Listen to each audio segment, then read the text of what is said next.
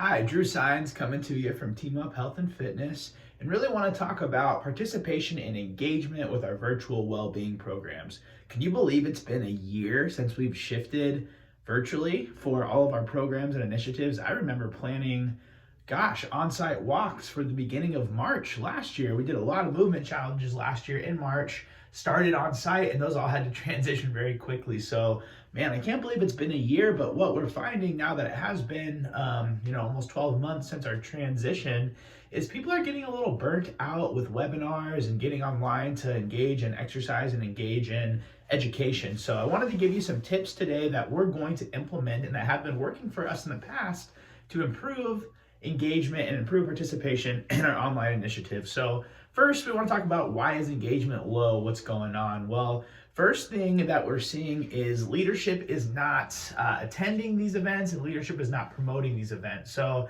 if that's not happening within your organization on any level in regards to well-being, it's really hard to get a true program going. So first, we'll talk about how we're going to address that, but that's the big first thing that we're seeing. Second is there's no meaningful incentive. I know budgets can be an issue, especially in 2021 with budget cuts from last year, but we want to make sure that we're having meaningful incentives to help engage our folks. And we can do one of two things. We can incentivize on the front end, so it's like, hey, sign up for this and get XYZ incentive, or we can do it on the back end. And I really like to do a little bit of both. So maybe it's some small points for attending, like maybe you're doing like points that can be awarded for different things people want to purchase online, so they get some points for signing up. But then on the back end, for actually attending live, they get put into a drawing for a bigger incentive. So make sure it's meaningful, make sure it's impactful for your folks specifically.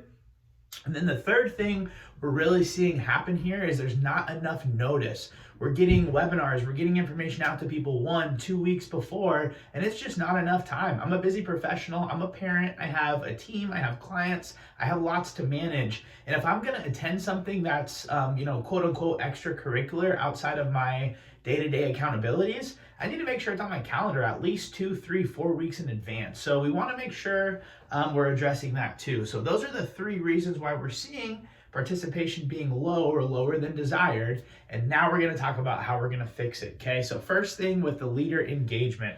One, we need to enlist our leaders to promote programs on the front end. This can be through email, this can be through video, this can be through live meetings when the leaders are engaging with their groups and their peer groups, right? But we need to just make sure we're reaching out with that ask and letting them know what our initiatives are, when they are, and how we need them to help us. So we really want to bring those leaders in to help us drive engagement and drive awareness of our upcoming program, okay? So that's the first thing we're gonna do to help boost participation.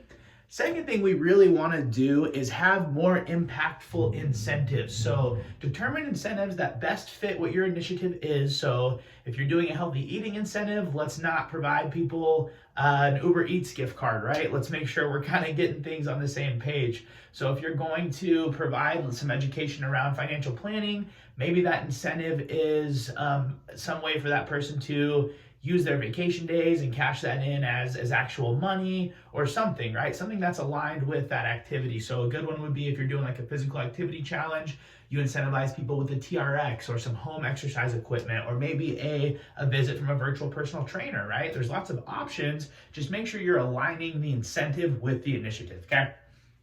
And then next, we're talking about our promotional efforts. So again, people need plenty of time to know. And in my experience, 4 weeks is a bare minimum. So if you're gonna plan something, we wanna make sure we're getting it out there 4 weeks in advance, like letting people know, but then also having touch points each week along the way in different areas to make sure we are spreading the word as well. So think about it, if you have an initiative and you want it to be done in April, well, we're, last week of February here, so we want to make sure that initiative's planned and we're knocking it out early March so we can get it out to our folks and we're hitting those additional touch points along the way. So there are your 3 kind of big areas that we're seeing improvements to improve participation and engagement with online virtual wellness programs here in Arizona and in the region. So I'd love to hear what you think of this video. Was it helpful for you? What you're doing to help boost engagement within your programs, and anything you need from me or would like to learn more about Team Up, you can shoot me an email at Drew, that's DREW, at teamup, TEAMUP, az.com. Thanks so much for checking out this video. Have a phenomenal week. Talk to you soon.